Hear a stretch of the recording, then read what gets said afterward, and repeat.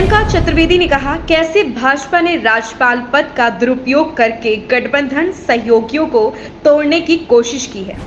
नमस्कार, आप देख रहे हैं आई वॉच इंडिया। आइए रुक करते हैं खबर की ओर।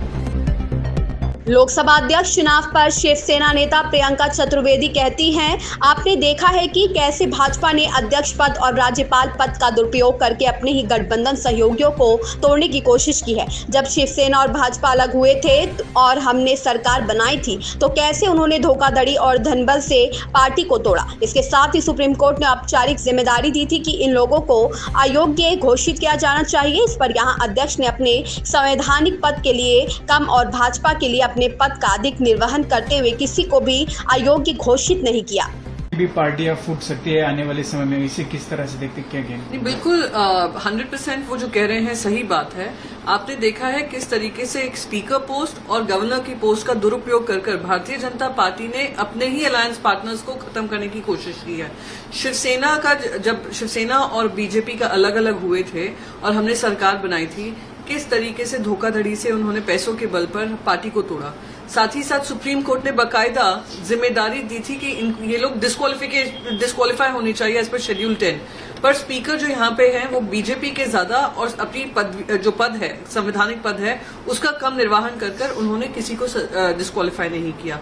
तो यही होगा असेंबली का जो हमने देखा है वही पार्लियामेंट में होगा। पार्लियामेंट में भी जैसे ही शिवसेना में फूट पड़ी थी, सबसे पहले उनको आधिकारिक तौर से जो दिया गया था स्पीकर का बयान, वो दिखाता है कि speaker has now become a political post और वो बार्गेनिंग पोस्ट बनता है। तो अगर इसके बारे में उन्होंने संज्ञान नहीं लिया, अगर टीडीपी हो या जेडीयू हो, अगर ये लोग इस पे आगे आकर ये नहीं मांगते हैं कि हमें ये स्पीकर पोस्ट दी जाए, तो कहीं ना कहीं ये संविधान के खिलाफ होगा, प्रजातंत्र के उसूलों के खिलाफ तो है ही, पर मोस्ट इम्पोर्टेंटली उनकी पार्टी को ही तोड़ने का काम भारतीय जनता पार्टी करेगी। क्योंकि उनको याद रहना चाहिए, उनको बहुमत से कम सीट मिली है। वो कोशिश करेगी हर ऐसी पार्टी को तोड़ने की जहां पे उनको बहुमत अपने आप मिल सके।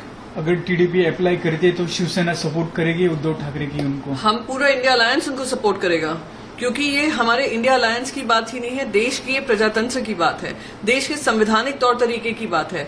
जो भारतीय जनता पार्टी संवैधानिक तौर तरीकों को एक तरफ रखकर, शेड्यूल 10 हो, एंटी डिफेक्शन लॉ हो, बाकी सारे इलेक्शन कमीशन हो, सब चीज को एक तरफ कर अपनी मनमानी कर रही थी, उसी के खिलाफ जनता ने आज आपको बहुमत से दूर रखा है। तो मैं बस यही कहूंगी कि अगर ये संविधान को बचाना है, अगर हमें प्रजातंत्र के उसूलों को बचाना है और पार्लियामेंट्री प्रोसीजर्स को बचाना है और स्पीकर का रोल हो या गवर्नर का रोल हो पॉलिटिकल नहीं करना है, तो हम सब उसका समर्थन करेंगे।